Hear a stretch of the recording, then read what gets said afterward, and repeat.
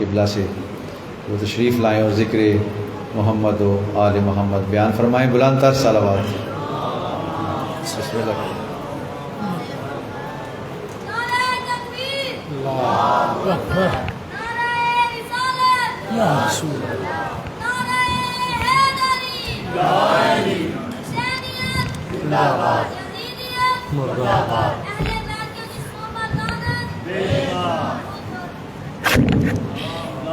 تھوڑا جا کے کرتے ہیں. اچھا چلو ٹھیک ہے. بل محمد و آل محمد بلند صلوات.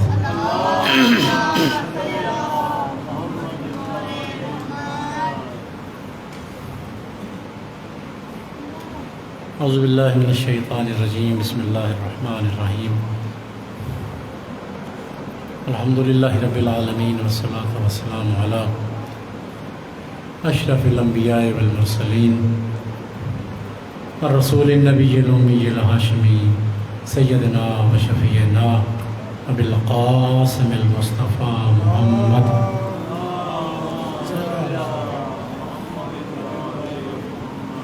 وعلى أهل بيته الطيبين الطاهرين الهداة المهديين المعصومين المظلومين واللعنة الدائمة على أعداء الدين أجمعين. أما بعد فقد قال الله تعالى عز اسمه في محكم كتابه ونطقن خطابه. بسم الله الرحمن الرحيم. والعصر إن الإنسان لفي خسر إلا الذين آمنوا وعملوا الصالحات وتواصوا بالحق وتواصوا بالصبر. صلوات پڑھیں مل کے ساتھ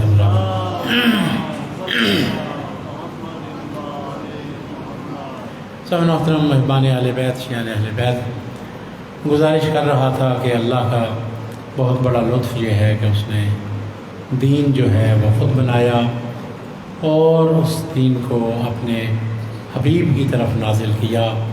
لتبین للناس، آپ لوگوں کو بیان کریں کہ اللہ نے کیا نازل کیا ہے. تو یہ تو اللہ کا لطف اور احسان تھا، اور اس حبیب کا لطف اور احسان یہ ہے کہ جب وہ دنیا سے گئے تو وہ ہمیں دین بھی دے کے گئے ہیں اور دین کے محافظ بھی دے کے گئے ہیں. اور اس پیغمبر خدا کا بہت بڑا لطف و کرم کہ انہوں نے اپنے جانے کے بعد ہدایت کو دو شکلوں میں چھوڑا ہے. انی تارک فیکم الثقلین کتاب اللہ و عطرت اہل بیتی ما ان تمسکتم بہما لن تضلوا بعدی. اس پیغمبر نے ہدایت کو دو شکلوں میں چھوڑا، ایک کتابی شکل میں چھوڑا ہے اور ایک انسانی شکل میں اہل بیت کی صورت میں چھوڑا ہے. کتابی شکل میں ہدایت کو چھوڑا اور اس کے ساتھ ساتھ انسانی شکل میں بھی ہدایت کو چھوڑا ہے. اور پیغمبر خدا نے اس حدیث میں دو ضمانتیں دی ہیں. وہ زبان کہ جو اللہ کی مخلوق میں سب سے زیادہ سچی ہے، اس نے دو ضمانتیں اٹھائی ہیں. ایک یہ کہ یہ قرآن اور اہل بیت حوض کوثر تک دونوں کبھی جدا نہیں ہوں گے، اور دوسری ضمانت یہ کہ جو بندہ ان دونوں سے وابستہ ہو جائے گا وہ بندہ کبھی گمراہ نہیں ہو سکتا. یہ پیغمبر خدا نے دو بڑی ضمانتیں جو ہیں وہ دی ہیں. اور پھر ایک کتابی شکل میں ہدایت اور دوسری انسانی شکل میں ہدایت جو ہے، ایسی بہترین ہدایت پیغمبر خدا نے امت تک منتقل کی کہ ڈھونڈنے سے بھی کسی کو اس کتاب میں ریب نہیں مل سکتا اور ان ہستیوں میں کوئی عیب نہیں مل سکتا. جو اس کتاب میں ریب تلاش کرنے کی کوشش کرے اللہ کی نظر میں مردود ہو جاتا ہے، اور جو ان ہستیوں میں عیب تلاش کرنے کی کوشش کرے وہ بھی اللہ کی نظر میں مردود ہو جایا کرتا ہے. بس ہمیں حکم پیغمبر نے یہ دیا کہ تم نے قرآن سے بھی متمسک رہنا ہے اور تم نے اہل بیت سے بھی متمسک رہنا ہے، اور ضمانت مصطفیٰ کی ہے کہ جو ان دونوں چیزوں سے وابستہ ہو جاتا ہے وہ بندہ کبھی گمراہ نہیں ہو سکتا. اور یاد رکھیے کہ جو دنیا میں رہ کے قرآن اور اہل بیت سے وابستہ ہو جاتا ہے، آخرت میں اللہ اسے جنت عطا کر دیا کرتا ہے. بہت بڑی خوبی یہ ہے کہ بندہ جو ہے وہ مشرق یا مغرب کی طرف جانے کی بجائے اللہ کے قرآن کی طرف رجوع کرے اور اہل بیت کی طرف رجوع کرے، اس لیے کہ یہ ہستیاں بھی معمولی نہیں اور یہ کتاب بھی معمولی نہیں۔ ختمی مطبت کی ساری زندگی اسی عقیدے کو بتاتے ہوئے گزری، 14 معصومین کی ساری زندگی اسی عقیدے کو لوگوں کے اذہان تک منتقل کرتے ہوئے گزری کہ ہدایت اگر لینی ہے تو یا اللہ کے قرآن سے ملتی ہے یا 14 کے فرمان سے ملتی ہے۔ آج شاید ہم غیر معصوم زبانوں پہ اعتماد زیادہ کرنے لگ پڑے ہیں، اس لیے کہ قرآن کو جب اٹھائیں تو قرآن کی ہماری نظر میں وہ حیثیت نہیں۔ قرآن کا نسخہ 400 کا آ جاتا ہے، 500 کا آ جاتا ہے، مگر جو مولانا صاحب پڑھنے کے لیے آئے ہیں وہ 2 لاکھ روپیہ 1 گھنٹے کا لیتے ہیں۔ قرآن توحید کی بات کرتا ہے، 2 لاکھ لینے والا شرک کی بات کرتا ہے۔ قرآن جو ہے وہ عمل کی بات کرتا ہے، 2 لاکھ روپیہ لینے والا جو ہے وہ بدعملی کی بات کرتا ہے۔ قرآن کو لینے والا جو ہے وہ اچھائی کی بات کرتا ہے، اور 2 لاکھ روپیہ لینے والا اپنے کردار سے بھی طمع اور حرص کی بات کرتا ہے۔ لیکن میرے بھائیو یاد رکھو کہ جو بندہ قرآن سے متمسک ہوتا ہے وہ اس کی سوچ اور فکر بالکل صحیح ہو جاتی ہے، اور وہ جان لیتا ہے کہ یہ 2 لاکھ کی بجائے گھنٹے کا 10 لاکھ بھی لینا شروع کر دے، حق وہی ہے جو اللہ کے قرآن میں ہوا کرتا ہے، 14 کے فرمان میں ہوا کرتا ہے۔ تو لہٰذا پہلے ادوار میں معصومین نے اپنے چاہنے والوں کو اسی نظریے کو منتقل کیا، اور وہ لوگ یہی کچھ سمجھتے تھے کہ اہل بیت سے وابستہ ہو گئے تو اللہ کی محبت سے وابستہ ہو گئے، اہل بیت سے وابستہ ہو گئے تو نجات سے وابستہ ہو گئے، اہل بیت سے وابستہ ہو گئے تو جنت سے وابستہ ہو گئے۔ پہلے ادوار کے شیعوں کے نظریات یہی ہوا کرتے تھے۔ پیغمبر خدا کے صحابی، صلوات پڑھیں ایک دفعہ میں، پیغمبر خدا کے صحابی ہیں، نام ہے ان کا حبشی بن جنادہ، ابو الجنوب ان کو کہا جاتا ہے، ابو الجنوب سلولی، تعارف کے لیے اس طرح سے ان کا کروایا جاتا ہے، لیکن حبشی بن جنادہ ان کا نام ہے، والد کا نام جنادہ تھا تو انہیں حبشی بن جنادہ کہتے ہیں۔ یہ اہل بیت کے ساتھ خاص محبت رکھنے والے پیغمبر خدا کے بوڑھے صحابی ہیں، اور خود اپنے بارے میں فرمایا کرتے تھے کہ اللہ نے مجھے یہ مرتبہ عطا کیا ہے کہ مصطفیٰ کے ساتھ رہ کے میں کافروں سے جنگ کرتا رہا ہوں، مرتضیٰ کے ساتھ رہ کے منافقوں سے جنگ کرتا رہا ہوں، کہ اللہ نے مجھے پہلے بھی عزت دی اور اللہ نے مجھے بعد میں بھی عزت دی ہے۔ یہ حبشی بن جنادہ، ان کے بارے میں روایت میں لکھا ہے کہ صفین کے میدان میں یہ نکلے ہیں امیر المومنین کی حمایت کے لیے۔ بڑے عبادت گزار تھے، بڑا تقوی شعار اور بڑا ہی نیک اور مقدس قسم کا بندہ تھا۔ بات اپنے ذہن میں رکھیے گا کہ اہل بیت سے وابستہ ہونا معمولی نعمت نہیں ہے۔ حبشی بن جنادہ صفین کے میدان میں تلوار کو لے کر نکلے کہ میں مولا علی کی مدد کے لیے تلوار لے کر نکلتا ہوں۔ ان کے علاقے کا ایک بندہ ہے، وہ دوسرے لشکر میں تھا۔ جیسے ہی حبشی بن جنادہ جو ہیں وہ اپنی تلوار کو لے کر نکلے، علاقے میں بڑے مشہور تھے کہ یہ بندہ بڑا مقدس ہے، بڑا نیک ہے۔ روایت کہتی ہے کہ جب نکلے اس نے دیکھا تو وہ حیران رہ گیا، کہنے لگا کہ حبشی بن جنادہ کدھر جا رہا ہے؟ تو اس نے کہا کہ میں مولا علی کی حمایت کے لیے جنگ کرنے کے لیے جا رہا ہوں۔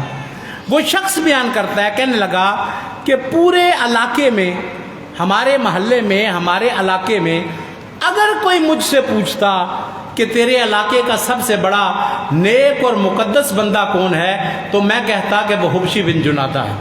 سب سے بڑا نمازی حبشی بن جنادہ، سب سے بڑا روزہ دار حبشی بن جنادہ، سب سے زیادہ حج کرنے والا حبشی بن جنادہ، سب سے زیادہ غریبوں کی مدد کرنے والا حبشی بن جنادہ۔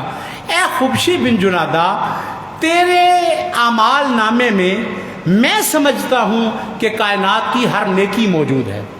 اگر کوئی مجھ سے پوچھے کہ حبشی کے نامہ اعمال کے بارے میں تو میں کہوں گا کہ حبشی ایک ایسا بندہ ہے کہ جس کے نامہ اعمال میں کوئی ایسی نیکی نہیں جو اللہ نے رقم نہ کی ہو، ہر نیکی کا بجا لاتا ہے، وقت پہ نماز پڑھتا ہے، وقت پہ تہجد پڑھتا ہے، وقت پہ روزہ رکھتا ہے، اللہ کا حج کرتا ہے، غریبوں کی مدد کرتا ہے۔ اے حبشی، تیرے نامہ اعمال میں ہر نیکی موجود ہے، نقص صرف ایک ہے کہ تو علی کی حمایت میں لڑ رہا ہے۔ اس سے پتہ چلتا ہے کہ وہ شام کا پراپے گنڈا جو ہوا تھا اور امیر المومنین کا جو کردار دکھایا گیا کہ اب اس نے کہا کہ حبشی، باقی تو تجھ میں کمال ہی کمال ہے، مگر تیرے جیسا بندہ علی کی حمایت کے لیے نکل رہا ہے۔ حبشی کو بھی محسوس ہوا کہ یہ پراپیگنڈے کا شکار ہو گیا ہے اور اس کو پتہ نہیں ہے کہ علی کی شان کیا ہے۔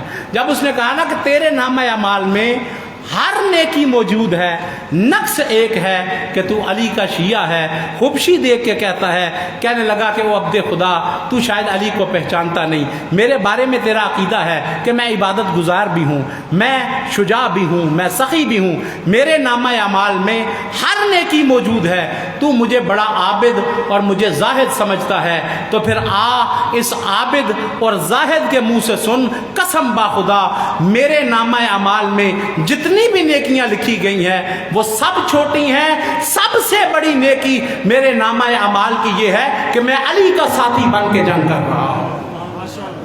میرے نامہ اعمال کی سب سے بڑی نیکی یہ ہے کہ میں کسی اور سے وابستہ نہیں، میں آج علی سے وابستہ ہوں۔ اور پھر حبشی نے اس کے بعد دلیل بھی دی ہے، دعویٰ کیا کہ سب سے بڑی نیکی کیا ہے کہ میں علی سے وابستہ ہوں، اور اس کے بعد دلیل بھی حبشی دیتا ہے، کہنے لگا کہ دعوے کی دلیل میں تمہیں دیتا ہوں، میں کہہ رہا ہوں کہ میرے نامہ اعمال کی سب سے بڑی نیکی یہ ہے کہ میں علی ابن ابی طالب سے وابستہ ہوں، اور یاد رکھو قسم با خدا جو علی سے وابستہ ہو جاتا ہے اس کو کتاب خدا بھی مل جاتی ہے، سنت مصطفیٰ بھی مل جاتی ہے، شریعت کی ہر چیز اس بندے کو مل جاتی ہے جو بندہ علی سے وابستہ ہو جاتا ہے۔ کیا خیال ہے آپ کا؟ یہ جو حبشی نے نظریہ پیش کیا کہ جو علی سے وابستہ ہو جاتا ہے اسے کتاب خدا بھی مل جاتی ہے اور سنت مصطفیٰ بھی مل جاتی ہے، کیا خیال ہے یہ اس نے صحیح بیان کیا کہ غلط بیان کیا ہے؟ صحیح بیان کیا ہے نا۔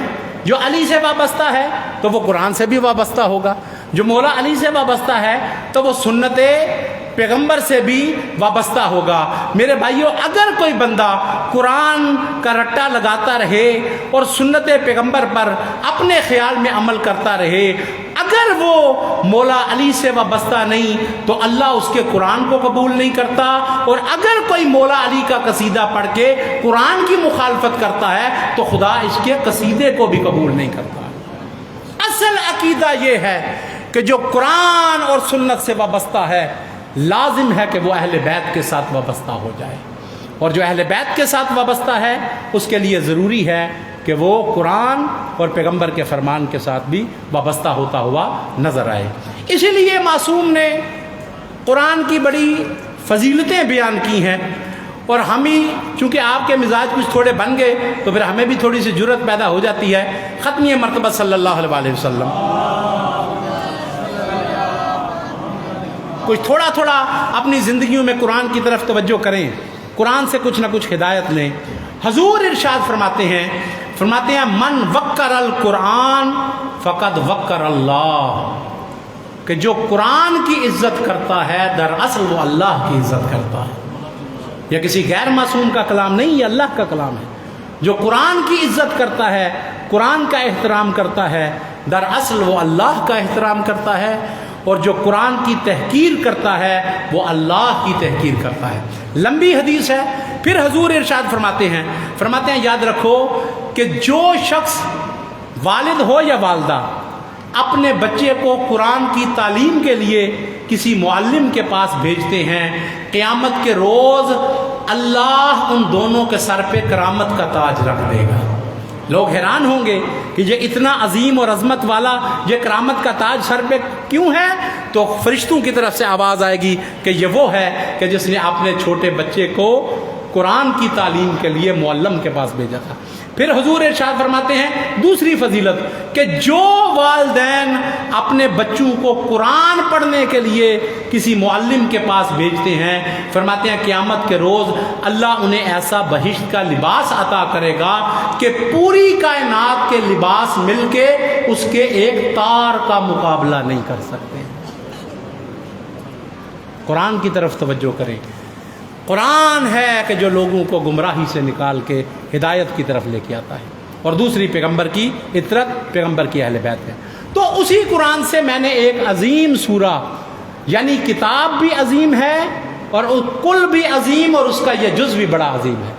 کہ جس میں اللہ نے انسانوں کو زندگی گزارنے کا ایک مکمل منشور بیان کیا ہے کہ کیسے انسان خسارے سے بچ سکتا ہے۔ والعصر، قسم ہے زمانے کی، ان الانسان لفی خسر، کہ تمام انسان خسارے میں ہیں، الا الذین آمنوا، پہلی چیز یہ ہے کہ ایمان لے کر آؤ، اور ایمان کی دنیا میں نے کہا کہ سب سے پہلے اللہ پر ایمان لانا، کہ اس کی ذات، جیسے کل میں نے معصوم کا فرمان پڑھا تھا کہ معصوم فرماتے ہیں کہ اللہ پہ ایمان مکمل نہیں ہو سکتا جب تک کہ بندہ یہ نہ مانے کہ اس کی ذات بھی سب سے جدا ہے اور اس کی صفات بھی سب سے جدا ہے۔ بعض الفاظ بولے جاتے ہیں مشترک ہیں، کہ کسی مولوی صاحب کو بھی ہم کہہ دیتے ہیں کہ یہ عالم ہے، اللہ بھی عالم ہے کہ نہیں ہے؟ آپ بھی سنتے ہیں اور دیکھتے ہیں کہ نہیں دیکھتے؟ اللہ کو بھی کہا جاتا ہے سمیع و بصیر، نہیں میرے بھائیوں، الفاظ مشترک ہیں، مگر اللہ کے لیے جب یہ الفاظ بولے جاتے ہیں معانی اور ہوا کرتے ہیں، مخلوق کے لیے جب بولے جاتے ہیں معانی اور ہوا کرتے ہیں۔ اللہ سمیع و بصیر ہے، اس کی سماعت کی حد نہیں، وہ محدود نہیں، ہم محدود آوازیں سن سکتے ہیں۔ امام زین العابدین علیہ السلام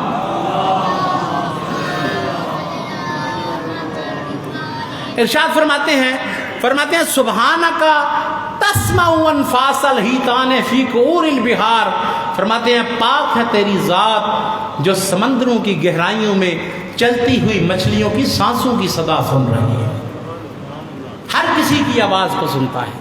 پھر فرماتے ہیں اللہ کے علم کے بارے میں، ہم کہتے ہیں فلاں بندہ بھی عالم ہے اور اللہ بھی عالم ہے، نہیں میرے بھائیوں، اس کے علم کی کوئی حد نہیں۔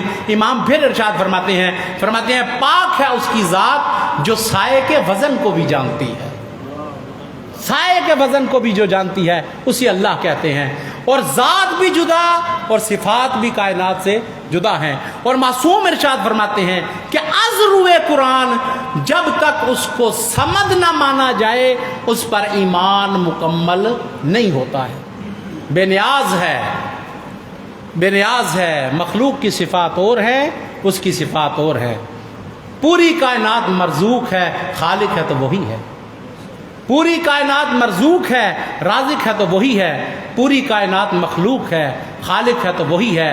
پوری کائنات مقہور ہے، قاہر ہے تو وہی ہے۔ پوری کائنات مجبور ہے، جابر ہے تو وہی ہے۔ اس کا حکم پوری کائنات میں چل رہا ہے۔ اور معصوم فرماتے ہیں کہ اللہ کے علاوہ جس کو بھی دیکھو گے کسی نہ کسی مقام پہ جا کے وہ محتاج ہو جائے گا۔ بھری کائنات میں جو کبھی محتاج نہیں ہوتا اسے آل محمد کا اللہ کہا جاتا ہے۔ حیوانات محتاج ہوتے ہیں، نعرہ تکبیر، اللہ اکبر، نعرہ رسالت، یا رسول اللہ، نعرہ حیدری۔ جانور محتاج ہوتے ہیں کہ مالک جو ہے وہ کھول کے پانی پلائے تو وہ پانی پی سکتے ہیں، وگرنہ بیچارے بدے ہوئے ہیں۔ جانور انسان کے محتاج ہیں، غریب انسان جو ہے وہ امیر کا محتاج ہے، امیر جو ہے وہ شہنشاہ کا محتاج ہے، شہنشاہ اپنی ہدایت میں نبی و امام کا محتاج ہے، نبی و امام کائنات میں کسی کو محتاج نہیں، فقط ایک ذات کے محتاج ہیں، اسے رب اکبر کہا جاتا ہے۔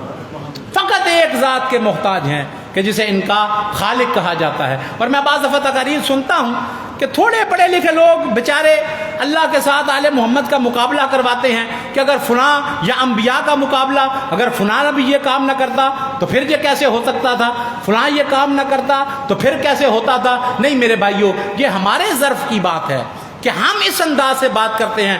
آ کربلا میں دیکھ، ساری قربانیوں کو پیش کرنے کے بعد زہرا کا لال اپنے خدا کے حضور میں دعا بھی کر رہا ہے اور التجا کرتے ہوئے کہہ رہا ہے، اے میرے خدایا، میں جانتا تھا کہ تو نے اپنے دین کو بہرحال بچانا ہے۔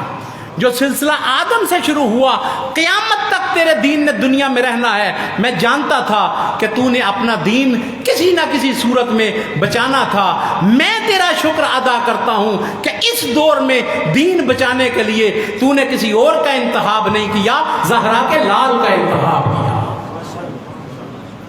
میں تیرا شکر ادا کرتا ہوں کہ تو نے زہرا کے لال کو یہ فضیلت بخشی کہ قربانیاں پیش کرو اور اللہ کے دین کو بچاؤ۔ تو میرے بھائیو یاد رکھیے گا کہ پہلی چیز یہ ہے کہ بندہ اللہ کو جو ہے وہ سمجھ مانے اور خدا پر ایمان لائے، تو ایمانیات کی دنیا میں داخل ہوتا ہے۔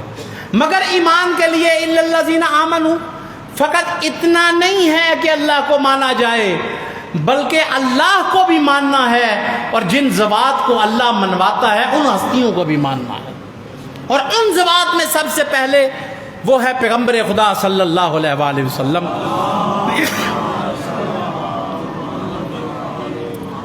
بے مثل خدا نے بے مثل و بے مثال لطف اس امت پہ کیا کہ اپنے حبیب کو ہمارا راہبر بنا کے بھیج دیا۔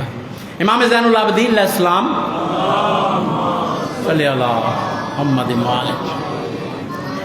ارشاد فرماتے ہیں صحیفہ کاملہ میں، فرماتے ہیں کہ دنیا والوں یاد رکھو کہ اللہ نے اس امت پہ ایک ایسا احسان کیا ہے جو اس نے پہلے کبھی کسی پہ نہیں کیا۔ اس امت پہ اللہ نے ایک ایسا احسان کیا ہے کہ جو اس سے پہلے اس نے کائنات پہ کسی پہ نہیں کیا۔ پوچھنے والوں نے پوچھا کہ وہ کون سا احسان ہے؟ فرمایا اس کا سب سے بڑا احسان یہ ہے کہ اس نے اس امت کے لیے اپنے حبیب کو نبی بنا کے بھیج دیا۔ یہ اس کا احسان عظیم ہے۔ اور میرے بھائیوں، جو راہبر اللہ نے عطا کیا، کائنات کا سب سے بڑا معصوم بھی ہے، کائنات کا سب سے بڑا نبی بھی ہے، اور کائنات کا سب سے بڑا رسول بھی ہے۔ یہ وہ ذات ہے کہ جس کے ساتھ نسبت پر کائنات کا ہر معصوم ناز کرتا ہوا نظر آتا ہے۔ اور خدا نے اللہم صلی علی محمد وآلہ، یہ وہ ذات ہے کہ اللہ نے جب اس کو خلق کیا تو کمالات عطا کرنا شروع کیے، شجاعت عطا کی، عصمت عطا کی، نبوت عطا کی، رسالت عطا کی۔ اس طور سے اللہ اس ذات کو فضائل اور کمالات عطا کرتا رہا ہے، اور اللہ عطا کرتا رہا ہے، فضائل اور کمالات اللہ عطا کرتا رہا ہے، اور محمد مصطفیٰ ان تمام کمالات کو اپنی ذات میں جذب کرتا رہا ہے۔ جب دینے والے نے اپنے سارے کمالات عطا کر دیے اور لینے والے نے وہ سارے کے سارے کمالات اپنی ذات میں جذب کر لیے، پھر جو نگاہ ڈال کے دیکھا وہ خالق عظیم نظر آیا، یہ خلق عظیم نظر آیا۔ نہ اس کا کوئی مقابلہ کر سکتا ہے، اور نہ اللہ کی مخلوق میں اس کے رسول کا کوئی مقابلہ کر سکتا ہے۔ اور میں نے گزارش کیا کہ یہ وہ معصوم ہے کہ جس کے ساتھ نسبت ہونے پر کائنات کا ہر معصوم ناز کرتا ہوا نظر آتا ہے۔ امام محمد باقر علیہ السلام سے کسی شخص نے پوچھا کہ مولا، میں چاہتا ہوں، لوگوں سے تو آپ کے بڑے قصیدے اور بڑے فضائل میں نے سنے ہیں، تو اب میرا دل چاہتا ہے کہ آپ اپنی زبان سے کوئی قصیدہ پڑھ دیں تاکہ میں کہوں کہ یہ شان میں نے معصوم کی زبان سے سنی ہے۔ لوگوں سے آپ کے کمالات بڑے سنے ہیں، آپ اپنی فضیلت میں کوئی قصیدہ جو ہے وہ خود پڑھ دیں تاکہ میں لوگوں کو کہوں کہ معصوم کی یہ شان میں نے معصوم کی زبان سے سنی ہے۔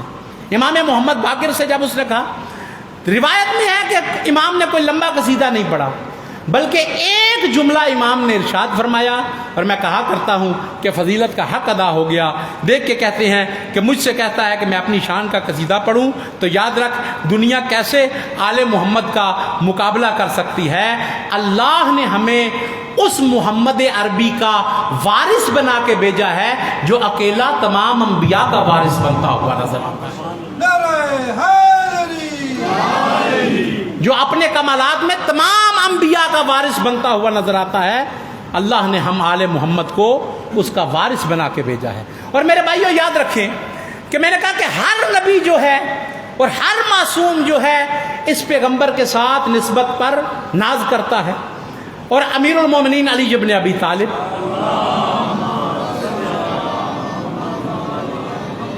اور خدا کی نسبت جو پیغمبر کے ساتھ ہے، اس کو جب میں دیکھتا ہوں تو میں حیران اور پریشان رہ جاتا ہوں کہ فضیلت کا درجہ جو ہے، ہمارے عقیدوں کی جو ترتیب ہے وہ وہی ہے جو ہمارے کلمے کی ترتیب ہے۔ پہلا کلمہ لا الہ الا اللہ، اس کے بعد دوسرا کلمہ کیا ہے؟ محمد رسول اللہ، اس کے بعد کون سا ہے؟ بلا فصل علی ولی اللہ۔ جو ہمارے کلمے کی ترتیب ہے وہی درجوں کی ترتیب ہے، ان درجوں کو اوپر نیچے نہیں کرنا چاہیے۔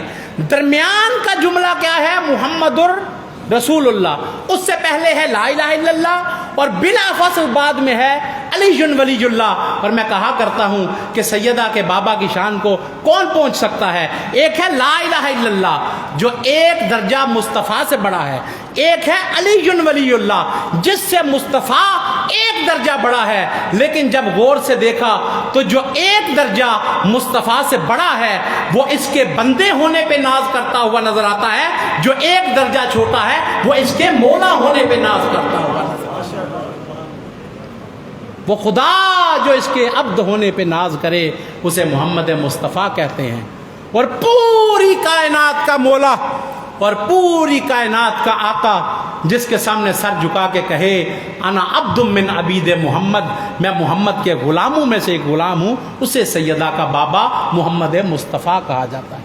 और मेरे भाइयों, मैं बाज़ दफ़ा हैरान होता हूँ, हमारा तरीक़ाकार अमूमन खुतबा का ये होता है कि हम पैगम्बर खुदा के फ़ज़ाइल से अमीरुल मोमिनीन के फ़ज़ाइल की तरफ आते हैं, पैगम्बर की कोई रिवायत या फजीलत पढ़ी, फिर मौला अली की फजीलत की तरफ। लेकिन चूंकि मौजू आज रिसालत है, चंद जुमले मैं कहना चाहता हूँ। मैं कहता हूँ कभी उलट के भी देखना चाहिए। बड़ा अच्छा तरीका है कि पैगम्बर की फजीलत से आप मौला अली की फजीलत की तरफ जाएं, लेकिन कभी रुख बदलें भी तो सही। मौला अली की फजीलत से कभी पैगम्बर की फजीलत की तरफ भी जाना चाहिए।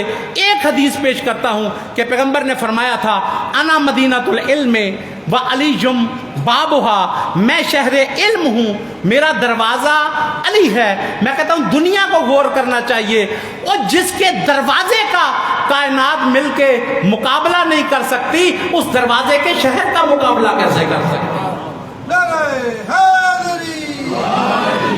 कोई मुकाबला उस जात का नहीं कर सकता है।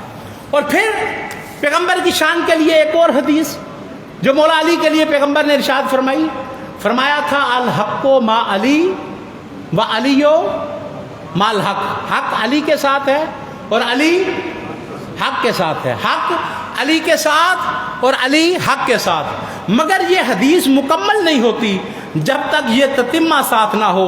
फरमाया हक अली के साथ है और अली हक के साथ है। फिर फरमाया मेरे खुदाया हक को उधर फेर दे जिधर अली फिरता है। और बड़ी फजीलत है मौला की। अगर इतना भी होता तो बहुत काफ़ी था कि हक अली के साथ और अली हक के साथ। मगर जहाँ पे पैगम्बर खुदा खामोश नहीं हुए, बल्कि फरमाया कि याद रखो हक अली के साथ है, अली हक के साथ है, बल्कि दुआ फरमाई ऐ मेरे खुदाया हक को उधर फेर दे जिधर अली फिरता है। और मैं कहा करता हूँ कि मेरे मौला अली की शान को देखो तो हक उधर फिरता है जिधर अली फिरता है, और अली उधर फिरता है जिधर मुस्तफा फिरता है। कौन अली की आका का मुकाबला कर सकता है? 7 अदब रखे हैं। ये तो फजाइल थे जो अल्लाह ने मुस्तफ़ा को अता कर दिए। उस समंदर में से एक कतरा मैंने पेश किया। मगर हमारी जिम्मेदारी क्या लगाई है? इमाम जाफर सादिक अलैहिस्सलाम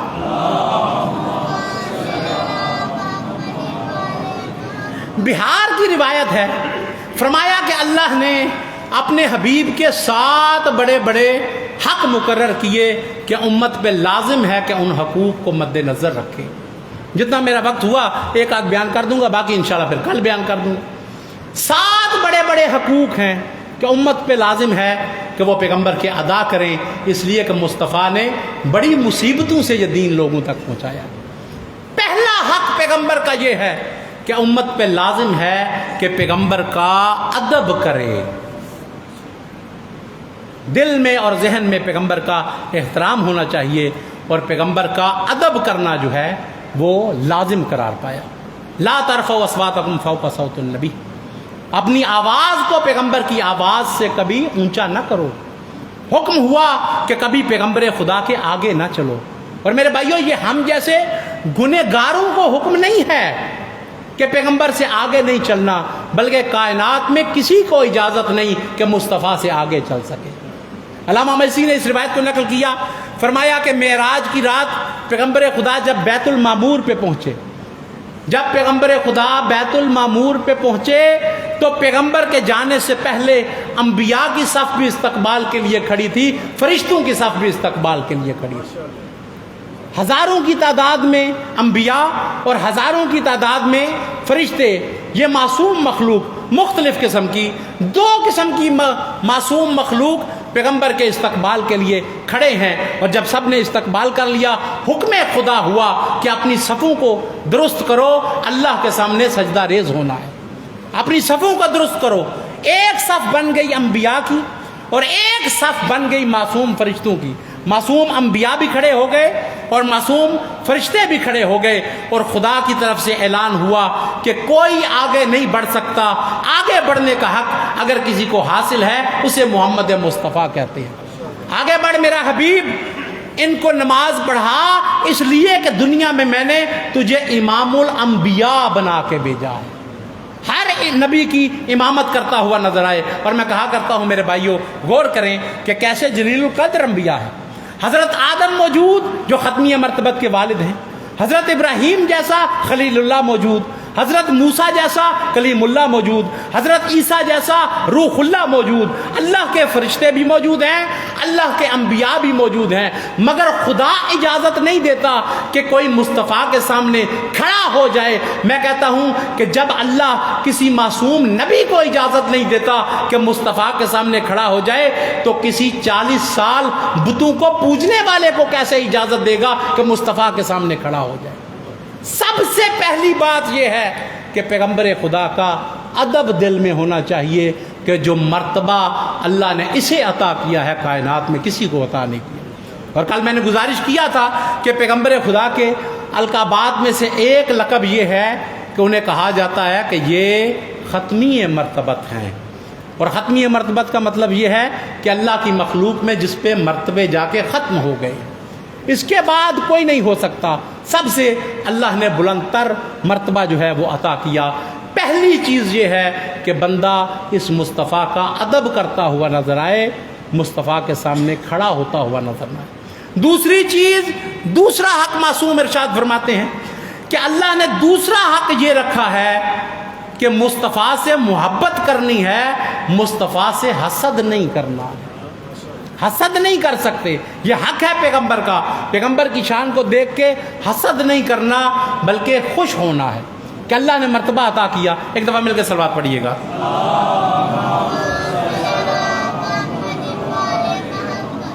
پیغمبر خدا شیخ صدوق نے اس روایت کو نقل کیا کہ پیغمبر خدا صلی اللہ علیہ وسلم کی جب ولادت ہوئی نا، جب ولادت ہوئی ہے تو جناب آمنہ کے پاس فقط ایک مستور تھیں جنہیں فاطمہ بنت اسد کہتے ہیں۔ جناب فاطمہ بنت اسد جناب آمنہ کے پاس تھی۔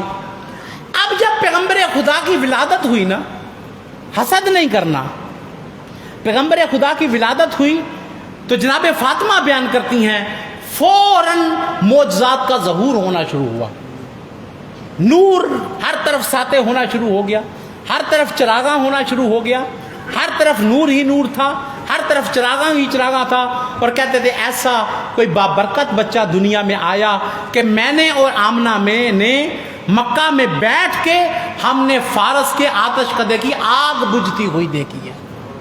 وہاں پہ بیٹھ کے ہم نے دیکھا کہ وہ جو فارس میں آگ جل رہی تھی جس کی لوگ عبادت کرتے تھے وہ آگ بجھ گئی۔ وہاں پہ بیٹھ کے ہم نے دیکھا کہ کسریٰ کے کنگرے جو ہیں وہ گرنا شروع ہوئے۔ وہاں پہ بیٹھ کے ہم نے دیکھا کہ شام کے محلات کیسے بنے ہوئے ہیں، نور ساطع ہونا شروع ہوا، معجزات کا ظہور ہونا شروع ہو گیا، آبشاروں نے بہنا شروع کر دیا، وہ جو خشک ہو چکی تھی۔ اب ان معجزات کو دیکھنے کے بعد روایت کہتی ہے کہ جناب فاطمہ بنت اسد اپنے گھر میں آئی ہے۔ حضرت ابو طالب نے پوچھا کہ میرے بھائی کے گھر میں اولاد پیدا ہونے والی تھی، دیکھ کے کہا کہ اللہ نے آمنہ کو ایسا فضیلت والا فرزند عطا کیا ہے کہ کائنات میں پہلا کسی کو ایسا فرزند عطا نہیں کیا، ایسا فرزند عطا کیا کہ کائنات میں کسی کو فرزند عطا نہیں کیا، کہ جس کی ولادت کے ساتھ ہی معجزات کا ظہور ہونا شروع ہوا، ہر طرف نور ساطع تھا، کسریٰ کے کنگرے گر رہے تھے، اور اس کے علاوہ فارس کی آگ بجھنے لگی۔ شام کے محلات میں نے بھی دیکھے ہیں، آمنہ نے بھی دیکھے ہیں۔ ایسا اللہ نے کمال والا بچہ جو ہے وہ دیا، حسد نہیں کیا بلکہ خوشی کا اظہار کیا۔ جناب ابو طالب نے دیکھا اور دیکھ کے کہا کہ اے آمنہ تجھے مبارک ہو، میں حجت خدا ہوں، اور خدا مجھے خبر دے رہا ہے کہ اس فاطمہ بنت اسد کو خبر دے دو کہ اس نے آمنہ کے لال کو دیکھ کے حسد نہیں کیا، خوشی کا اظہار کیا ہے۔ اب فاطمہ کو خبر دے دو، ٹھیک 30 سال کے بعد اللہ اسے بھی ایک ایسا ہی فرزند عطا کر دے گا، اللہ اس کو ایسا ہی فرزند عطا کرے گا، علی کی صورت میں ایک ایسا فرزند عطا کرے گا کہ اس سے بھی ایسے معجزات ظاہر ہوں گے۔ فرق بس اتنا ہے کہ یہ جو آج آیا ہے اسے اللہ نے نبی بنا کے بھیجا ہے، وہ جو 30 سال بعد آئے گا اس کا وسیع بن کے دنیا میں آ جائے گا۔ پہلی شرط اور پہلا حق یہ ہے کہ بندہ ادب کرتا ہوا نظر آئے، اور دوسری چیز یہ ہے کہ بندہ ادب کے ساتھ حسد نہ کرے بلکہ ان ہستیوں سے محبت کرتا ہوا نظر آئے۔ تیسرا حق پیغمبر خدا کا، بس آخری بیان کروں اور چند جملے مصاحب کی۔ تیسرا حق پیغمبر خدا کا یہ ہے کہ مومن ایمان رکھے کہ کائنات کے سب سے بڑے حکیم کو محمد مصطفیٰ کہتے ہیں، کائنات کے سب سے سمجھدار بندے کو، کائنات کے سب سے بڑے حکیم کو محمد مصطفیٰ کہتے ہیں۔ اور خدا نے قرآن میں بھی بیان کیا ہے، قل انما اعظکم بواحدہ مثنی او فرادا ثم تتفکروا ما بصاحبکم من جنہ، قل انما اعظکم بواحدہ، میں تمہیں فقط ایک چیز کی نصیحت کرتا ہوں، فقط ایک بات کی تمہیں نصیحت کرتا ہوں کہ اللہ کے لیے کھڑے ہو جاؤ، مثنی او فرادا، دو دو کر کے کھڑے ہو جاؤ، یا اکیلے اگر مسئلہ سمجھ سکتے ہو تو اکیلے کھڑے ہو جاؤ، ثم تتفکروا، اور پھر غور و فکر کرو، ما بصاحبکم جنہ، کہ تمہارا یہ صاحب، تمہارا یہ رسول مجنون نہیں ہے، دیوانہ نہیں ہے، اللہ نے اس کو حکیم بنا کے بھیجا ہے، اس کا ہر قول حکمت سے پر ہے اور اس کا ہر فعل حکمت سے پر ہے، حکیم اللہ نے بنا کے بھیجا ہے۔ اور میرے بھائیو، حکمت میں شک کوئی نہیں ہو سکتا ہے، پیغمبر خدا کی حکمت میں کیا شک ہو سکتا ہے کہ جس کو اللہ نے ایسا وسیع عطا کیا کہ اس وسیع کی حکمت کا کائنات مقابلہ نہیں کر سکتی ہے۔ ہجرت کی رات جب پیغمبر چلے گئے ہیں امیر المومنین کو اپنے بستر پر لٹا کر، روایت کہتی ہے کہ وہ کافر آئے اور وہ سمجھتے تھے کہ بستر پر رسول اللہ ملیں گے، مگر بستر پر رسول اللہ نہیں تھے، بستر پہ اسد اللہ لیٹا ہوا۔ وہ جو تلواروں کو لے کر آئے تھے کہ ہم پیغمبر پہ حملہ کرنا چاہتے ہیں، اب جو چادر کو ہٹا کے دیکھا تو سامنے علی ابن ابی طالب نظر آئے۔ علامہ مجلسی نے روایت کو نقل کیا ہے، وہ کہتے ہیں جب دیکھا نا کہ مولا علی ہیں، اللہ کا شیر ہے، تو اب ان سے تو لڑ نہیں سکتے، لہٰذا ایک بڑے بوڑھے نے کہا کہ علی سے ہم نے جنگ نہیں کرنی، علی تو بچہ ہے، علی تو ابھی جوانی میں داخل نہیں ہوئے، علی تو بچہ ہے، اگر مصطفیٰ ہوتے تو پھر کوئی جھگڑا بھی کرتے، اب علی تو بچہ ہے۔ علی محمد کے بستر پر لیٹ گیا ہے اور دو اعتراض کیے کہ علی بچہ ہے، بچہ کمزور بھی ہوتا ہے اور بچہ ناسمجھ بھی ہوتا ہے، اب ہم نے بچے سے تو جنگ نہیں کرنی، بچے سے جنگ کریں گے پورا عرب کہے گا کہ وہ بچہ جو کمزور بھی تھا، جو ناسمجھ بھی تھا، اتنے بڑے بڑے سردار اس سے جنگ کرنے لگے۔ علامہ بیان کرتے ہیں کہ جب کہا نا کہ علی کمزور بھی ہے اور علی بچہ بھی ہے، دیکھ کے مولا علی نے ارشاد فرمایا قسم با خدا تم علی کی شان کو نہیں سمجھتے، علی کو اللہ نے اتنی طاقت عطا کی ہے کہ علی اگر اپنی طاقت پوری کائنات میں بانٹ دے تو دنیا میں کوئی اپاہج نہیں مل سکتا، علی اگر اپنی عقل کو بانٹ دے دنیا میں کبھی کوئی مجنون پیدا نہیں ہو سکتا۔ علی کو اللہ نے وہ طاقت اور وہ عقل عطا کی ہے کہ اگر علی اپنی طاقت کو تقسیم کر دے تو دنیا میں کوئی کمزور نہیں ملے گا، اور اگر علی اپنی عقل کو تقسیم کر دے تو دنیا میں کبھی کوئی کب عقل نہیں مل سکتا ہے۔ بس میرے بھائیوں، ان ہستیوں کا ادب بھی کرنا ہے، ان ہستیوں کا احترام بھی کرنا ہے، اور ان کی تعلیمات پہ ہمیں عمل بھی کرنا ہے۔ یہ شریعت ہی تھی کہ جس کو بچانے کے لیے زہرا کا لال اپنے گھر سے چل پڑا ہے، اور بڑی بڑی قربانیاں پیش کی ہیں، بچوں کی قربانیاں پیش کی۔ اور کل میں نے گزارش کیا تھا کہ مولا نے بیان کیا تھا کہ اب اللہ کے دین پہ وہ مرحلہ آ گیا ہے کہ اب حسین کی شہادت کے بغیر اللہ کا دین نہیں بچتا، اور پیغمبر زادیوں کی قید ہوئے بغیر اللہ کا دین نہیں بچتا۔ اب مولا حسین قربانیاں دینے کے لیے گھر سے نکلے ہیں، اس کے لیے بچوں کی شہادت بھی قبول کی اور اس جوان کی شہادت بھی مولا حسین نے قبول کر لی کہ جس سے کائنات میں مولا حسین سب سے زیادہ محبت کرتے تھے، جسے علی اکبر کہتے ہیں۔ اور روایات میں یہ ملتا ہے کہ جس کسی نے بھی مولا سے آ کر اجازت طلب کی ہے نا، اور آ کر پوچھا مولا حل لی من رخصہ، کیا مولا مجھے اجازت ہے کہ میں اللہ کے دین پہ قربان ہو جائے، تو مولا نے کچھ نہ کچھ پس و پیش کیا ہے، کچھ دیر کے لیے انتظار کیا، پھر اجازت دی۔ لیکن جب علی اکبر نے آ کے اجازت طلب کی ہے نا، مولا کیا میرے لیے بھی اجازت ہے کہ میں اللہ کے دین پہ قربان ہو جاؤں؟ روایت کہتی ہے کہ ایک حسرت والی نگاہ ڈالی اور اس کے بعد مولا نے کوئی دیر نہیں کی ہے، فوراً اجازت دے دی، اس لیے کہ شریعت کا مسئلہ یہ ہے کہ جب اللہ کی بارگاہ میں سب سے پیاری چیز کو پیش کرو تو پھر دیر نہیں کرنی چاہیے، کیونکہ حسین کو اکبر سے سب سے زیادہ پیار تھا، اس لیے کوئی دیر نہیں کی، اللہ کے حکم کو مانتے ہوئے اجازت تو دے دی۔ لیکن روایت کہتی ہے کہ ادھر جوان گھوڑے پہ سوار ہو کے چلا، ادھر روایت کہتی ہے کہ بوڑھا باپ بے بس ہو کے پیچھے چل پڑا ہے، اور اپنے ہاتھوں کو اٹھایا، ریش اقدس کو اپنے ہاتھوں میں رکھا، اور اس کے بعد کہا خدایا گواہ رہنا کہ اب وہ جوان جا رہا ہے کہ جو رفتار میں، گفتار میں، سیرت میں، منطق میں تیرے نبی کی کائنات میں سب سے بڑی شبیہ تھا، اور جب کبھی حسین کا دل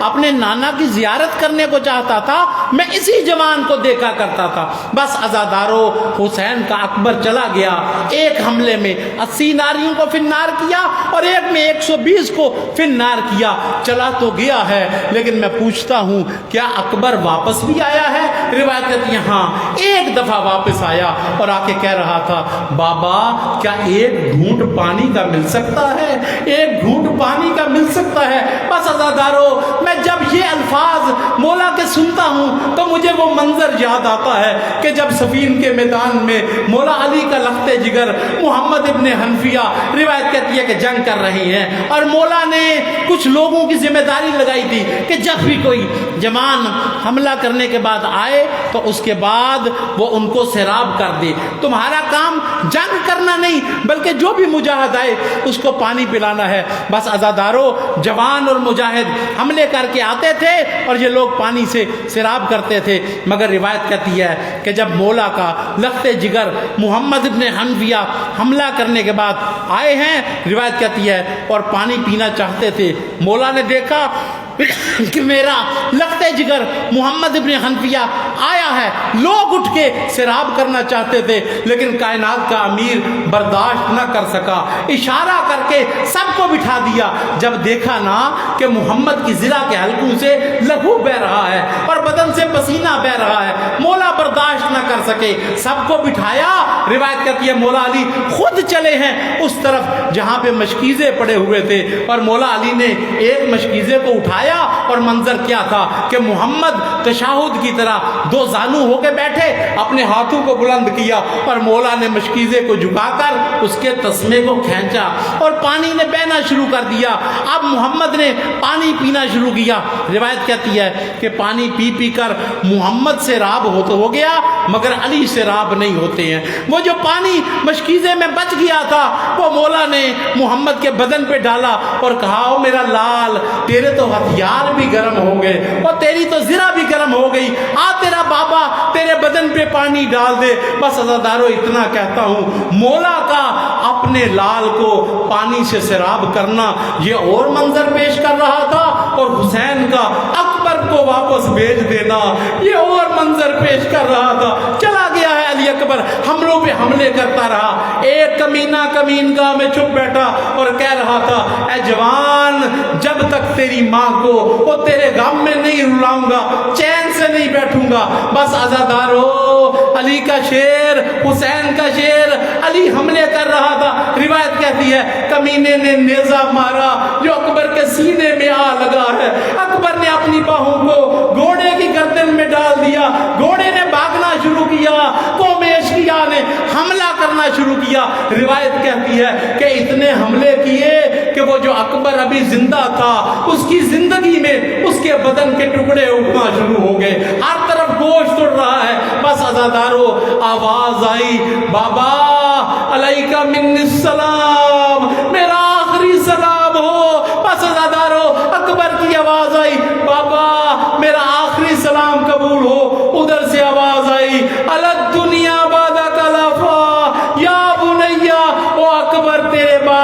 حسین کی زندگی کا کیف تو ختم ہو گیا، اور تیرے بعد حسین کا جینا کیا جینا ہے۔ بس عزادارو پہنچے ہیں مولا حسین اکبر کے لاشے پہ، آخری جملہ روایت کہتی ہے کہ منظر کیا تھا، دیکھا کہ اکبر پڑے ہوئے ہیں، اپنے اکبر کے لاشے کو اٹھا کے سر کو اپنی گود میں رکھا، اور اکبر کو معلوم ہے اور میرے بابا کے دل پہ بڑا زخم ہے کہ میں اپنے لال کو پانی نہیں پلا سکا، اس لیے اکبر نے منظر پیش کیا، کہا بابا پریشان نہ ہو، حاذا جدی رسول اللہ، یہ سامنے نانا رسول ہیں، ہاتھ میں کوثر کا جام ہے، کہہ رہے ہیں آؤ میرا لال اکبر، وہ تیرا نانا تجھے سیراب کر دے، کہ بس اتنے میں انا للہ و انا الیہ راجعون، رضن بقضائہ و تسلیما لامرہ۔ بس عزادارو روایت کہتی ہے، راوی بیان کرتا ہے، حمید بن مسلم کہتا ہے کہ میں نے کربلا کے میدان میں حسین کو بد دعا کرتے ہوئے نہیں دیکھا، لیکن جب اکبر کی شہادت ہوئی ہے، حسین تڑپ کے کھڑے ہوئے، رخ کیا قوم اشقیا کی طرف، او پسرے سعد، او خدا تیری نسل کو قضا کرے، او میرا شبیہ پیغمبر خاک اور خون میں گلتا ہے، سیعلم الذین ظلموا ای منقلب ینقلبون، انا للہ و انا الیہ راجعون، رضن بقضائہ و تسلیم لامرہ۔